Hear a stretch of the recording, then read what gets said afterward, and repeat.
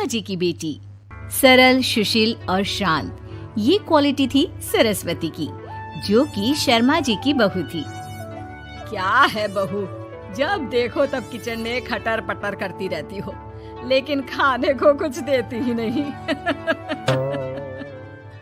कैसी बात कर रही हो पीयूष की अम्मा? सुबह से 4 कप चाय, 2 बार नाश्ता और इतनी सारी बहू के हाथ की नमकीन तो खा चुकी हो, फिर भी ऐसा बोल रही हो? अरे कुछ तो डरो ऊपर वाले से। तभी वहाँ पीयूष आ जाता है। क्या है सरस्वती, इतनी देर लगती है क्या टिफिन बनाने में? एक काम है घर का तुम्हारे पास, वो भी नहीं कर पाती हो वक्त पर। आपका टिफिन टेबल पर रखा है और नाश्ता भी, बाकी का सामान बेड पर रखा है और अब मैं मंदिर जा रही हूँ। सरस्वती मंदिर चली जाती है। उसके जाने के बाद घर में, यार माँ कैसी गवाह लड़के से शादी करा दिया है। मंदिर, पूजा, किचन और सास ससुर के सिवा इसे कुछ दिखता ही नहीं है कि कैसे खुद को स्मार्ट बनाकर रहना होता है, कैसे लोगों से जुड़ना है, बातें करनी है, ऐश करना है। अरे पैसा बचाओ, पैसा बचाओ, और कुछ आता ही नहीं इस लड़की को। जो क्वालिटी तू गलत तरीके से बता रहा है ना, दरअसल एक अच्छी गृहिणी की वही सारी अच्छाई होती है बेटा। घर को चलाना, समाज में इज्जत दिलाना और घर वालों का ख्याल रखना, और चाहिए ही क्यों? अरे क्यों नहीं चाहिए कुछ और? लड़की ऐसी होती है कि घर आए तो पूरा घर बदल कर रख दे, सभी को खुश रखे, लेकिन बहू के अंदर तो ये सारी क्वालिटी है ही नहीं। अरे खुश तो उन्हें रखा जाता है जो खुश रहना जानते हैं, तुम लोगों को तो कोई खुश नहीं कर सकता। पिताजी अब आप ही लोग सोचिए, क्योंकि मैं किसी और से शादी करना चाहता हूँ। आप लोगों को बहू के साथ रहना है या मेरे साथ? क्योंकि मैं अब इसके साथ नहीं रह सकता। मैं बहू को नहीं छोड़ सकता। उसके मरते पिता को मैंने वादा किया था कि मैं उसे बेटी बनाकर रखूंगा।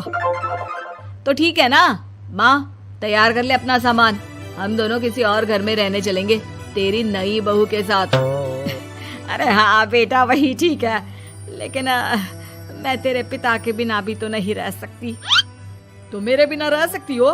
ठीक है, मैं अकेले ही चला जाता हूँ। बेटा वहाँ से चला जाता है, लेकिन सास का दिल नहीं लगता। बहू मंदिर से भी हो आती है और फिर, माँ पिताजी खाना लग गया है, खा लीजिए। हाँ हाँ, तुझे बस आता ही क्या है, खाना बनाना और खाना खिलाना। अरे सुन, मेरे सारे कपड़े पैक कर दे। क्यों माँ जी, कहीं जा रही हैं क्या?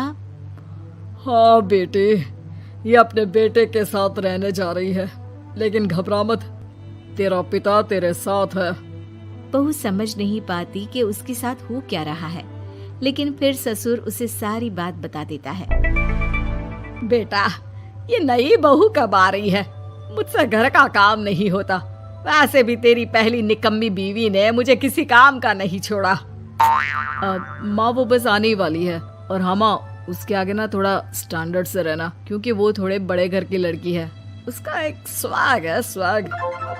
तभी वहाँ एक बहुत सुंदर सी लंबी सी लड़की आती है। हे पीयूष, भागकर कैब से मेरा सामान ले आओ, और हाँ प्लीज एसी ऑन करके जाना। रीमा, ये मेरी माँ है, तुम चाहती थी ना कि मेरी माँ हम लोगों के साथ रहे। हेलो आंटी जी, हम लोग ना जल्दी शादी कर लेंगे, फिर मेरी जैसी टॉप लड़की आपको अच्छी बोलेगी। एक्साइटेड होंगी ना आप? पर नो इश्यू। पीयूष सामान ले आओ ना, एंड आंटी आप पानी ले आइए प्लीज। माँ को तो समझ में ही नहीं आता कि वो क्या करे। वो बहू के लिए पानी लेकर आती है तो उसका पैर पर्दे में फंस जाता है और वो गिर जाती है। ओहो, पूरा पानी गिरा दिया। कांच का ग्लास क्यों छूती है जब हाथ पैर नहीं चलते? कितनी मुश्किल से मैंने और पीयूष ने ये गृहस्थी बनाने की कोशिश की है। अरे पर तो क्या हो गया, एक गिलास ही तो टूटा है। अपने घर में तो रोज एक तोड़ती हूँ, लेकिन मजाल है सरस्वती कुछ कहे। और हाँ, मैं पानी वानी नहीं पिलाने वाली, मुझे ऐसी कोई आदत नहीं है। बहू हो बहू की तरह रहो, समझी? तभी वहाँ पीयूष आ जाता है, जिसे देख रीमा रोने लगती है। देख लो अपनी माँ को,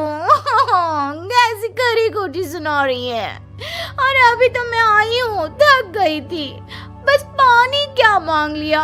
कह रही है बहू हो, बहू की तरह रहो।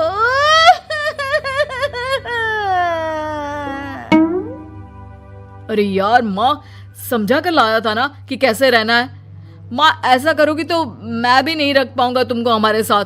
वैसे भी आप ये समझो कि रीमा ने खुद कहा था कि माँ को साथ रखना। अरे हाँ हाँ बेटा, वो सिर्फ इसलिए कि मैं घर का सारा काम करूं, बैठे बैठे इस महारानी को खाना पानी दूं। वैसे भी मैं जा रही हूँ, मुझे तो इस लड़की की शक्ल भी अच्छी नहीं लग रही। मेरी सरस्वती के आगे तो ये कुछ भी नहीं है। निकलो निकलो यहाँ से। मैंने सोचा था बिना पैसे का नौकर मिल जाएगा, लेकिन नहीं, कुछ लोगों को आदत होती है फ्री की रोटी खाने की। निकलो यहाँ से। बेहोश, धक के मार कर निकालो इस औरत को यहाँ से। अरे ये कैसी बात बोल रही हो रीमा, ये माँ है मेरी। माँ ना थोड़ी जिद्दी है। अरे वाह बेटा वाह, अभी भी तुझे मेरी ही गलती दिख रही है ना। कोई बात नहीं। माँ वापस घर आ जाती है। बहू, मुझे माफ कर दे बेटा, वो तो शैतान का नानी है। माँ, मैं उनके बारे में कोई बात नहीं करना चाहती। ये मेरा मायका है। अब आप लोग मेरे माता पिता। मैं हमेशा यहीं रहकर आप लोगों की सेवा करूंगी। नहीं नहीं बेटा, हम करेंगे तेरी शादी किसी अच्छे लड़के से।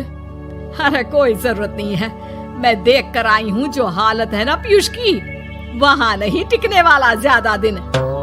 ना टिके वो उसकी मर्जी, लेकिन मेरी बेटी इतनी गई गुजरी नहीं है जो उसे कभी भी छोड़ो और कभी भी वापस आ जाओ तो वो तुम्हें अपना ले। अब ज्यादा ही हो रहा है आपका।